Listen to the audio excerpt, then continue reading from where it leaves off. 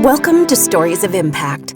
I'm your host, Tavia Gilbert, and along with journalist Richard Sergey, every first and third Tuesday of the month, we share conversations about the art and science of human flourishing. If you really wanted to change the world, to leave a legacy that would support human flourishing for generations to come, what would you do? If human flourishing was at the core of your mission and purpose on Earth, how could you ensure that your contributions to the world made the greatest possible impact? Who would you serve? We're going to jump right into the heart of today's episode with one man's answer to those questions. If you are thinking about what makes one flourish, which is the freedom to determine your choices, the freedom to create a family when and how you wish it, and the ability to put your faculties to work in your development years, an unintended pregnancy can really slow you down. And for that, I think opening the door so that we have fewer mothers who have to carry that burden. Many of them have to carry that burden on their own because the men disappear. It really provides for those women an opportunity to realize their potential that would have been sort of whisked away from them by the events of nature. Meet Dr. Nap Hosang. He's a Jamaican-born obstetrician and gynecologist, and his long, distinguished career has focused on preventing unintended pregnancies in the United States and globally. If you think about an unintended pregnancy and what it does to, let's say, women under 20, it significantly changes their life trajectory. And in this capitalist society, the acquisition of knowledge, further training, finished schooling, college education are important qualifying steps for people to get ahead. And for many who have an early pregnancy, that especially ones that are not planned and accidental, it puts a wrench in the spoke of the wheel because they have to stop what they're doing to attend to, the important business of raising a child. And that also has secondary impacts on their child's ability to complete a secondary education. We know that the people who, for instance, get pregnant before they finish high school, the children of those pregnancies actually also have difficulty completing secondary education. That's why Dr. Hosang says he has worked to reduce pregnancy-related deaths in women and to amplify access to birth control. So when I was a youngster in my 40s, I thought I was a hotshot, and I went to my mother and had a conversation with her and was telling her how proud I was of my accomplishments.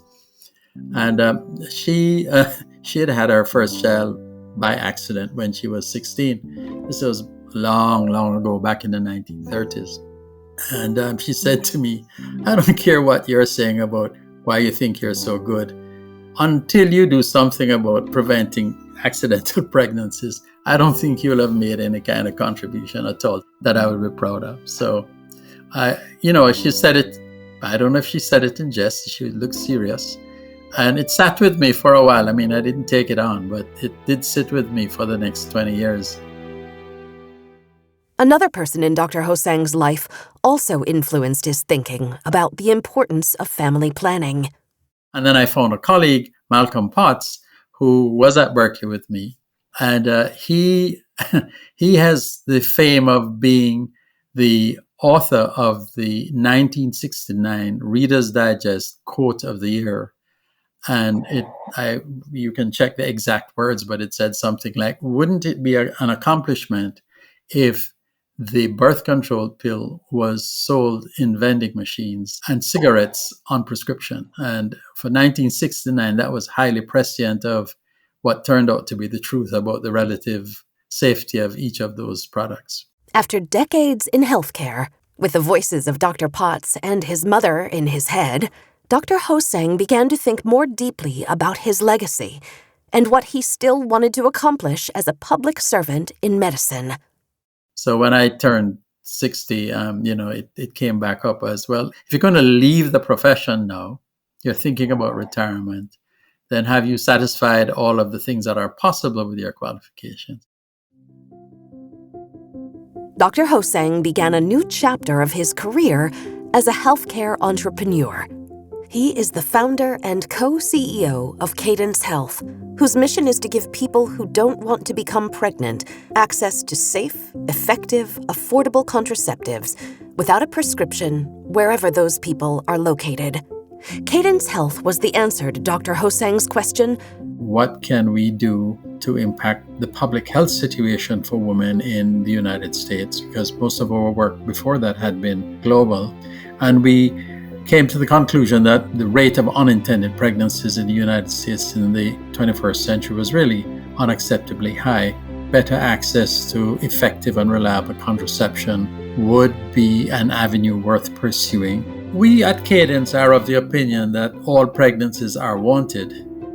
Some are mistimed and some are unintended. So we are very careful not to cast judgment on the want or not want. There are approximately somewhere between 2 and 2.5 million pregnancies that are occurring every year in the United States that are unintended. Dr. Hosang thought it was unfortunate that the United States was one of the countries without an over-the-counter birth control pill. He wanted American women to have the option of birth control pills without a prescription and without having to see a doctor. But not everyone was enthusiastic or confident about his plans. In the early days of our quest on this mission, it was very, very difficult to get audiences that would be interested in thinking this was at all possible. I mean, for most, they just thought it was never going to happen. And it took someone who had already finished the career to be able to take it on, because no young person in his 40s would take this on. It's just so risky that I think if you're sensible, you would stay away from it. At 73 years old, Dr. Hosang felt he didn't have to bow to the political or social pressures that might limit a younger doctor. So, despite skepticism and doubt, he and his colleagues at Cadence Health persevered in their plans. We did some additional research to see the feasibility of affecting access to birth control, and we landed on the conclusion that it would require us to have better access to the most effective contraception available at the time, which was the birth control pill. And to do that, one would have to take it off prescription. There's a process for that by the FDA. It was set up by Hubert Humphrey and others back in 1951. And we used that mechanism to gather the data that we needed to take the request to the FDA. One of the conditions was that we had to own the rights to a birth control pill to be able to put in the application. And we proceeded to seek the purchase of a birth control pill that was going to be suitable, and we found one from one of the large pharma companies. Dr. Hosang describes the thought process behind their work. Roughly less than 5% of women on oral contraception take the progesterone-only pill. We think the next logical step is for us to get OTC permission from the FDA for the pill that more than 90% of women currently take for their birth control, which is a 2-hormone pill. The second hormone in the case of the regular pill is an estrogen hormone. And that hormone actually makes the pill work more effectively because it actually mirrors the natural cycle better than the 1-hormone pill does. We differentiate ourselves by saying that we want to make available to women the same pill that they and their doctors have decided to use over the last 4 decades, preferentially the 2-hormone pill. And with that, we were off to the races. We then started to raise money from friends and family and other angels. And slowly over the next 2 years, we gathered enough money and enough support and expertise to be able to put in a formal application to the FDA. The FDA was thoughtful and cautious in its response to Cadence. They required clear information explaining the product, information that anyone would be able to understand. We succeeded in creating a label that, when tested with women of all ages and of all levels of literacy, including adolescents down to age 11, that just the written label was sufficient for them to make safe self-selection decisions without the aid of a third party, namely a physician or healthcare provider. The FDA was, at the time we produced that label, still very nervous that people might not be able to navigate a label of that complexity effectively. So, what they suggested is that we consider introducing a technology assisted label or a technology assistance to help women to make their choice even safer. Hidden behind that was some notion that women might read the label, understand it, but still override the complications that should be avoided. So Dr. Hosang continued his careful work and preparation. And the result? Cadence would develop an app to both educate and protect the potential user of their over-the-counter birth control. And so the technology barrier would introduce one more step to help them make a safe decision. We believe that we have applied appropriate scientific rigor and technical sophistication to the app that will allow it to perform flawlessly. In practical terms, the technology is a digital questionnaire that's administered from a web-based application.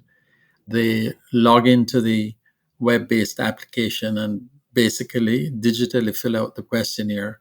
And then the technology assesses the answers to the questions in the questionnaire and tells the person whether or not the pill is safe for them to use.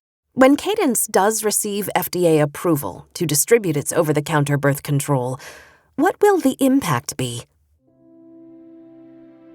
The impact, well, I think the impact will be obvious. I think you will see that there are far fewer abortions in the United States every year, primarily not because they're not allowed, but because they're prevented by the women not having an unintended pregnancy. I mean, the clearest indication that a pregnancy is unintended is the desire for termination of that pregnancy. So that would be the major contribution. The pain and anguish and the victimization of people who have suffered an unintended pregnancy will be significantly diminished. And that would be, for me and my mother, an important accomplishment. In fact, Dr. Hosang believes Cadence's success in the U.S. will make a global impact. I do believe that when the United States sets the example or gives its approval, that other countries, and this includes many, if not all the countries in Europe, will take note and see that it is possible to safely allow women to self-select for using birth control pills that are not mediated through a physician. And I think that the more women who are able to access their contraception without having to interact with other intermediaries is going to be an important improvement, not just here, but elsewhere. The big problem with the global push is to get permission to do it safely, because that would mean that many of the illicit drugs out there that are masqueraded as birth control pills that really don't have the ingredients in them, we might be able to sort of reduce the impact of that. The other thing that will happen is that the pricing of drugs for birth control may actually go down if it is now legal to have over-the-counter birth control pill that people want and is of the same quality as the one that's on prescription. Dr. Hosang recognizes the many ways that birth control is kept out of reach, including cost, and he's determined to address those barriers, starting right here at home. There are about 7 or 8 million women who don't have health insurance. That includes a few million women who are undocumented. At the moment, if you don't have insurance, you can't get a prescription unless you go to a public clinic and seek it that way. And there are understandably some significant barriers in terms of time availability and other things that relate to access in that regard. Access to the pill disproportionately affects those who don't have access to insurance. And there are some other reasons why they don't have access to insurance that have to do with that social structure and the safety net structure in the United States. What we are trying to do is to make the birth control pill as accessible as it is to women of middle income who have insurance for all other women. And in fact, for all people, because it's not now in these days only women who are using birth control pill because of the gender definitions that we have transitioned to in the last decade. Some insured individuals in the United States may be able to fund the purchase of their medications through tax-advantaged accounts like health savings accounts or flexible spending accounts. However, says Dr. Hosang, for people who don't have that privilege, they rely on the prescription because the prescription is the ticket to get the reimbursement they need for the purchases that are not prescription. And so it seems a little bit odd that to get an over-the-counter medicine, which means you don't need a prescription, that you have to actually produce a prescription to be able to get reimbursed. There are groups working on seeing if we can have federal legislation or state legislation in certain cases that would allow reimbursement for over-the-counter purchases. There's some precedent for that, but it's certainly going to be a barrier under the current situation. So for those women, they will have to continue using the existing mechanisms they use to make sure that their access to birth control doesn't cost them anything. the cost of birth control is not just a problem in the United States. The price of the birth control pill could still be a huge barrier because in many countries there's not an issue of insurance. It's just that there's no insurance and the medications have to be bought. And it is the price of the birth control pill pack that would prevent many women from having access. Cadence wants to make sure their birth control is financially accessible. Right now, if you want to purchase a birth control pill and you don't have insurance, you end up paying quite a lot of money. I mean, the cheapest you might be able to get it for would be in the range of about $30 to $35. There are pockets at times where you can get it for slightly less. And for many, it can be in the $50 and $60 and even $70 range for one pack of pills, for 1 month's supply. And we think that's highly unacceptable given what we know about the price of producing birth control pills. Part of our commitment in our mission is to make sure that it is at an affordable price. And we are targeting a price that is in the region of $20 because we understand that that's an affordable price for many, even when you don't have much. That will represent a significant reduction in the cost for birth control for people who currently have no other option. If access to birth control is going to be democratized, it's not just cost that needs to be addressed, but the locations where the birth control can be acquired. The places in the country where people cannot get easy access to a birth control pill are in fact in the places where the household income is low and in rural areas as well. There is a growing use of a term called healthcare deserts, where you don't have easy access to healthcare of various kinds in certain parts of the country. But not only that, even in urban areas, there are pockets where it's not easy to get healthcare, it's not easy to get fresh vegetables either. And these are considered healthcare deserts. For contraceptive deserts, that's a subset of the healthcare desert where you actually would not be able to find easy access to birth control because of the outlets or the clinics that you would be able to get those in are not located in those zip codes. A clearer example is not the same as the birth control pill, but for the emergency contraceptive, we did a survey last year that showed that there are 8,000 zip codes in the United States in which there was not one sale of an emergency contraceptive last year. So even although it's been around for a decade, there are still pockets in the country where there is no emergency contraceptive sold. And when you do an analysis of where those zip codes is, they match very almost like a replica of the poorest areas in our country. The benefit of making birth control available without a prescription is that it can be made far more widely available than ever before, even in those contraceptive deserts. When we're talking to our distributors, one of the conditions we have put for them to meet is that it should be on the shelf in the store next to condoms.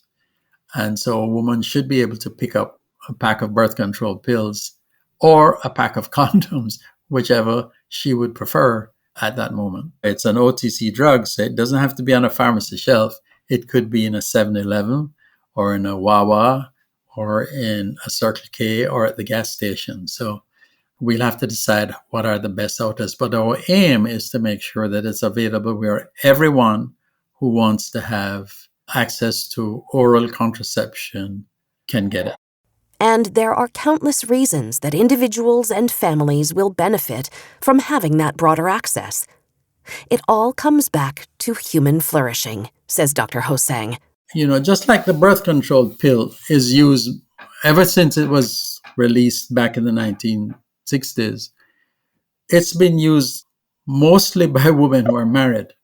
And today, there are many families, married individuals with children who want to space their children, who want to limit the number of children that they have, and who take a risk every time because they're uninsured, take a risk for not being able to protect themselves from an unintended pregnancy. And so I don't want to leave you with the impression that, access to birth control is about preventing single motherhood. It, in fact, is a huge contributor to family life as well for those family units who don't have access to healthcare insurance, who would desire to have active sexual life without the fear of an unintended pregnancy. I think human flourishing is a very important, pivotal part of my thinking and my value system. And I think to a large extent, people are rushing ahead, trying to be successful in life. But they often forget that human flourishing has more to do with what you share in your community and more so in your family. And that anything that the systems around us can do to help people enjoy the existence and the sharing of the community of family and local community is a positive contribution to the well-being of humanity. I sound like an old-fashioned person when I say that, but my experience is that no matter how successful people are, it is the acting and participation in those units that make life meaningful. And wherein we can provide and help people to have an environment in which they have the family size they need and they don't have the stress of worrying about an unintended pregnancy. That's not the total contribution to making them happy, but it's an important part of what it takes to make family units flourish.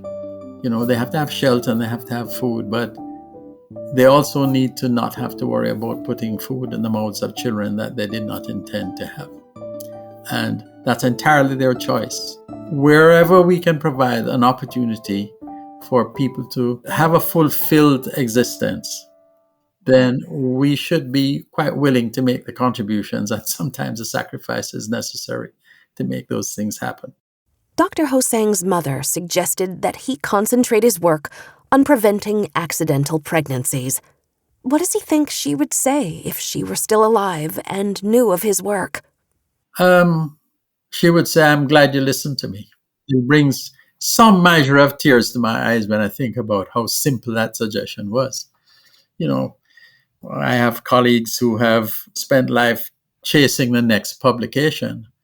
And we think that's important, especially if you're an academic or chasing the next dollar or the next car or the next acquisitive thing. I'm not against acquisition. I mean, clearly, I'm a rounded person. But sometimes it may take a little bit of hard knocks for you to just stop and think, hey, is that really necessary? And what else could I be doing with my time and effort? Without being a, total bleeding heart liberal, as they call them in the past. I mean, just in normal behavior, why don't we think about that? Kind of crazy. I love ending with Dr. Hosang's humor, heart, and courage, and his willingness to follow the wise direction of his mother. Mamas really do run the world, after all, and thanks to Dr. Hosang, they'll be doing it with greater autonomy and freedom of choice than ever before.